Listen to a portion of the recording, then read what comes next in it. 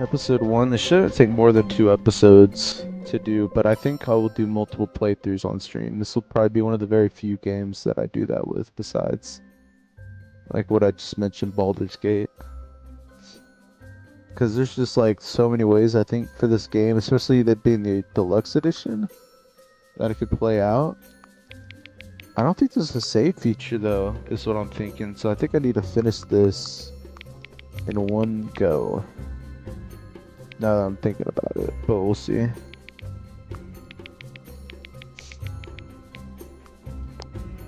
Hang on, hang on. Alright, well while we're hanging on, we'll take a rip. I didn't even have to put in the time. I was like, don't you know what time it is on my PC? Alright, let's begin the game, folks. Let's start our shift at the Parable Factory. This is the story of a man named Stanley. Stanley worked for a company in a big building where he was employee number 427. Employee number 427's job was simple.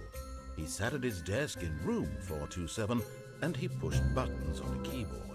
Orders came to him through a monitor on his desk, telling him what buttons to push, how long to push them, and in what order. This is what employee 427 did every day of every month of every year.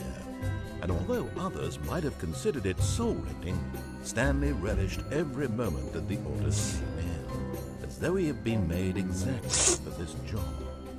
And Stanley was happy. Couldn't it be me, Stanley? And then That's one called day, complacency. something very peculiar happened. Something that would forever change Stanley. Something he would never quite forget. He had been at his desk for nearly an hour when he realized that not one single order had arrived on the monitor for him to follow. You're telling me I'm getting paid No one not showed to up to give work him right now? instructions, call a meeting, or even say hi. Never in all his years at the company had this happened. This complete isolation. Something was very clearly wrong. Yes, clearly. Shocked, frozen The workday solid, should be Stanley filled found to himself the unable to brim. move for the Not a longest second time. less or But more as he of came to his work wits to and be regained had. his senses, he got up from his desk and stepped out of his office. I should not be paid for this. You know what? I gotta go tell boss. I gotta go tell boss that no work's coming in. Don't pay me, boss. Let me tell him. Let me go clock out real quick. I can't believe this. I can't believe I'm working with no. Hold on. Where is I need to turn down this.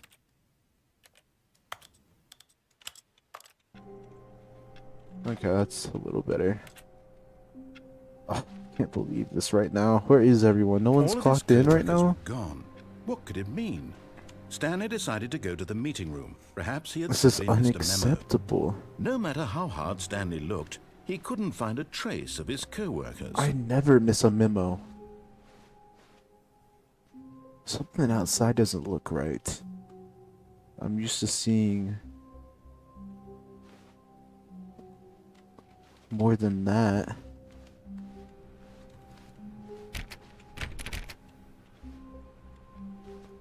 Everyone left the place a mess. It's not even that everyone failed to show up. It's like everyone failed to start caring. How could they? Ugh, I gotta get off. I gotta get back on task and clock out. When There's no Stanley work to be came a had. set of 2 open doors, he entered the door on his left.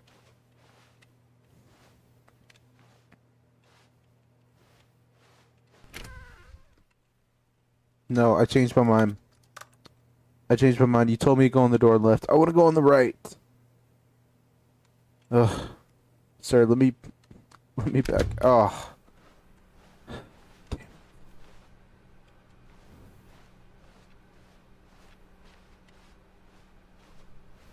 Yet there was not a single person here either. Feeling a wave of disbelief, Stanley decided to go up to his boss's office, hoping he might find an answer there. Rip fans.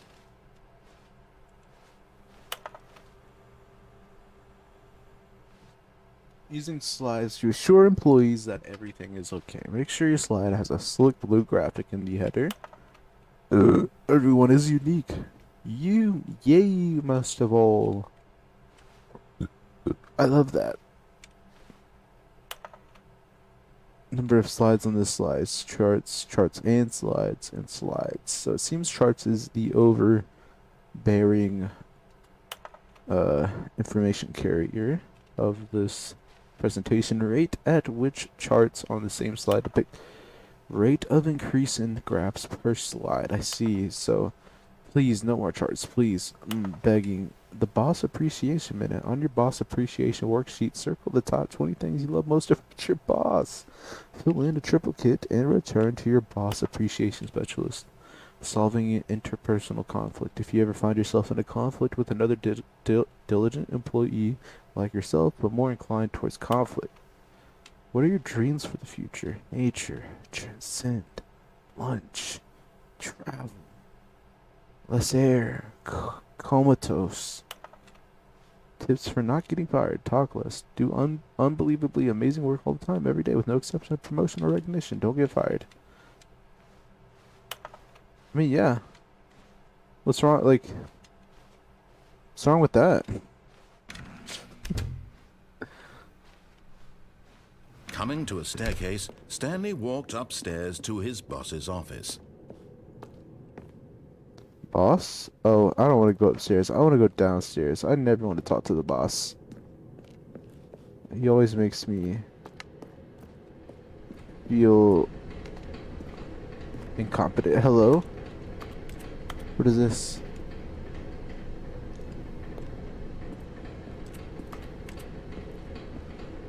But Stanley just couldn't do it. He considered the possibility of facing his boss, admitting he had left his post during work hours. He might be fired for that. I'm in such a And in such a pickle. competitive economy, No why work. had he taken that risk? But All leave because work he believed to get more everyone work. had vanished. His I boss would leave think work he was crazy. entirely. And then something occurred to Stanley. Maybe, he thought to himself, maybe I am crazy. All of my co-workers blinking mysteriously out of existence in a single moment for no reason at all. None of it made any logical sense. And as Stanley pondered this, he began to make other strange observations. For example, why couldn't he see his feet when he looked down? Why did doors close automatically behind him wherever he went? And for that matter, these rooms were starting to look pretty familiar. Were they simply repeating? No, Stanley said to himself, this is all too strange. This can't be real. And at last, he came to the conclusion that had been on the tip of his tongue. He just hadn't found the words for it. Dreaming. I'm dreaming, he yelled. This is all a dream. Oh, what a relief Stanley felt to have finally found an answer, an explanation. His co-workers weren't actually gone. He wasn't going to lose his job. He wasn't crazy after all. And he thought to himself, I suppose I'll wake up soon. I'll have to go back to my boring real-life job pushing buttons. I may as well enjoy this while I'm still lucid.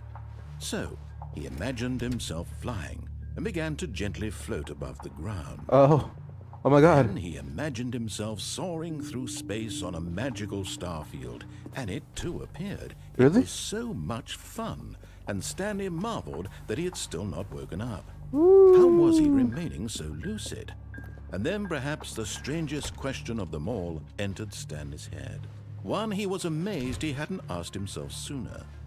Why is there a voice in my head dictating everything that I'm doing and thinking?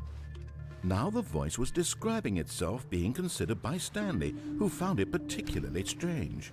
I'm dreaming about a voice describing me, thinking about how it's describing my thoughts, he thought. And while he thought it all very odd and wondered if this voice spoke to all people in their dreams, the truth was that, of course, this was not a dream. How could it be? Was Stanley simply deceiving himself, believing that if he's asleep, he doesn't have to take responsibility for himself? Stanley is as awake right now as he's ever been in his life. Now, hearing the voice speak these words was quite a shock to Stanley. After all, he knew for certain, beyond a doubt, that this was in fact a dream. Aha. Did the voice not see him float and make the magical stars just a moment ago? How else would the voice explain all that? This voice was a part of himself too. Surely, if he could just... He would prove it. He would prove that he was in control, that this was a dream. So he closed his eyes gently, and he invited himself to wake up. He felt the cool weight of the blanket on his skin, the press of the mattress on his back, the fresh air of a world outside this one. Let me wake up, he thought to himself. I'm through with this dream. I wish it to be over. Let me go back to my job. Let me continue pushing the buttons. Please, it's all I want. I want my apartment, and my wife, and my job. All I want is my life exactly the way it's always been. My life is normal. I am normal. Everything will be fine. I am okay. That was a pretty broken okay. Are we sure? Stanley began screaming. Please, someone wake me up. My name is Stanley. I have a boss. I have an office. I am real. Please, just someone tell me I am real. I must be real. I must be. Can anyone hear my voice? Who am I? Who am I? And everything went black.